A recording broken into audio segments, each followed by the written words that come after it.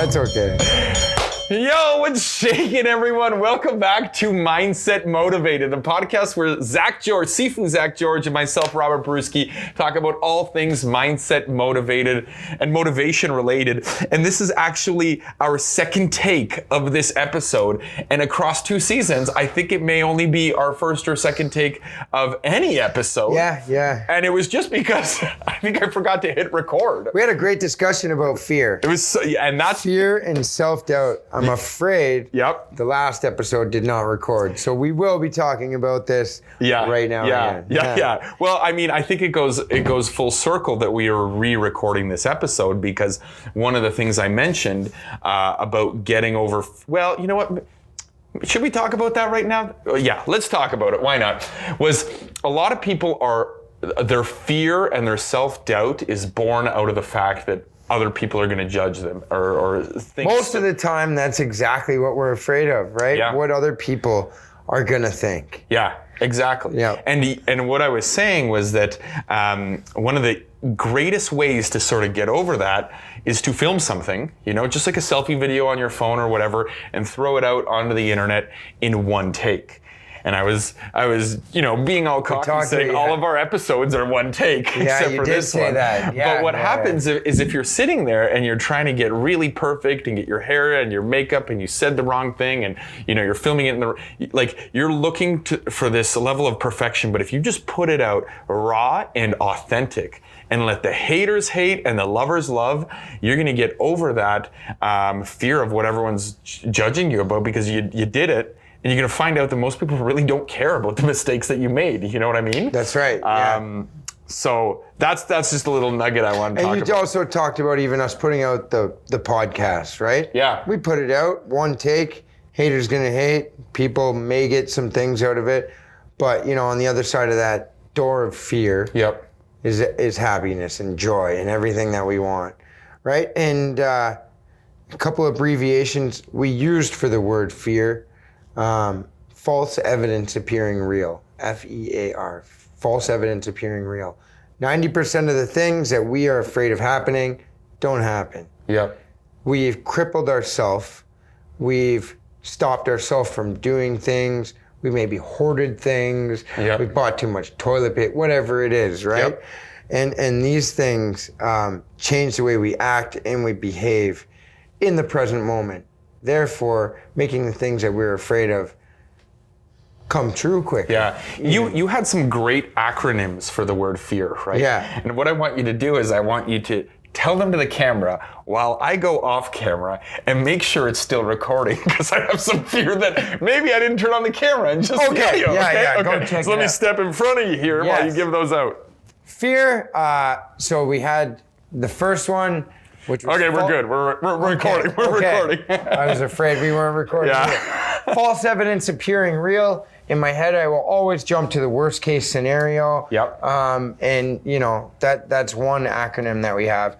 The other one is forget everything and run, or F everything and run. Yep.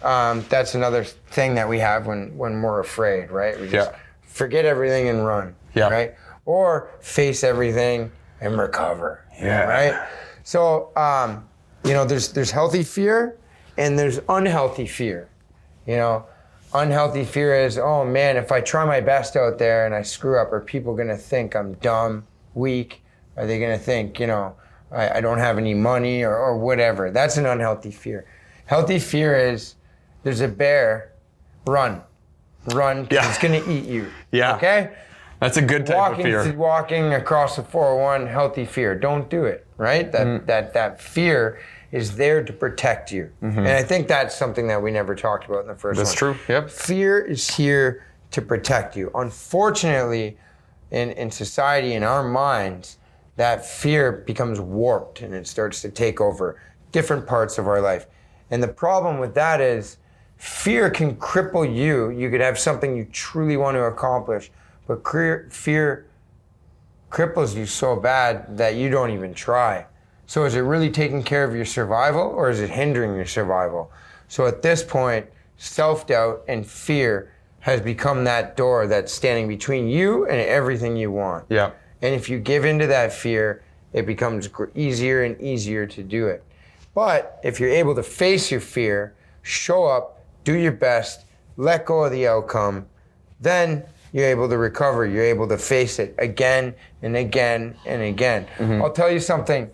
There's not many things today that, that I fear. Whether it's people finding out things about me or business being shut down. I'm not even afraid of getting knocked out anymore. It's just, it's because you go through it, right? And eventually you find out that what you were afraid of, you're still here and life is still okay. Yeah. So anybody that's suffering from this kind of thing, this fear, I would say, cross through that door. Everything that you want is on the other side, but that fear, in terms of it protecting you, it'll actually impede your growth.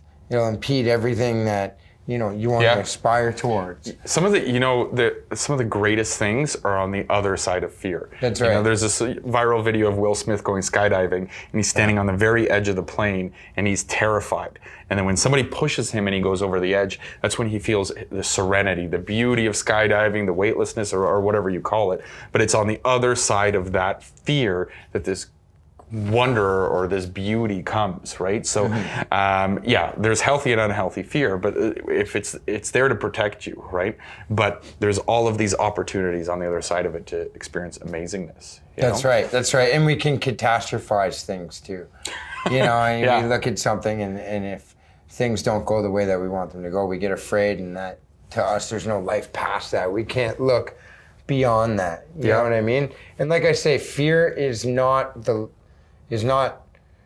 courage is not the lack of fear. Yep. It's the presence of fear and moving forward. Yeah. Moving through everything in the place of fear being there and being able to tackle it, right? That's right, yeah. And if something goes wrong, something goes wrong, Another celebrity reference, Tom Hanks once was caught on an interview saying, if you look back into your past, all the different trials and tribulations that you went through, they passed, right? So whatever you're going through now that you're so afraid of, that too will pass. Mm-hmm. Now, the other thing is, how are you handling your fear? How are you coping with your fear? Are you isolating? I eat it. Are you running? I need sandwiches. Yeah, exactly. There's healthy ways to cope with your fear, and there's unhealthy ways to cope with your fear. And then that brings us back to addiction. A lot of people that are driven by addiction, it's driven by fear, right? They feel insecure, so they have to do things in order to overcome those things until eventually it becomes their coping mechanism. A lot of times it's a driving thing. So just, be aware that if you're not handling fear well, that it's gonna impede your growth. Like I say, it's gonna damage you. Face your fears a lot of the times. And you know what? Even talking to somebody about the things that I'm afraid of, I don't even need you to give me advice. By the time I'm telling you what I'm afraid of, and I've said it out loud to somebody and I hear myself say it, I've already realized that it's fake, that my mind has created something that isn't even there. Yeah. I guess I always come back to that. Run it off somebody you trust. Yeah. We can't always trust our own thoughts. Your thoughts, sometimes it's a dangerous neighborhood, especially if you spin things around in your head a lot.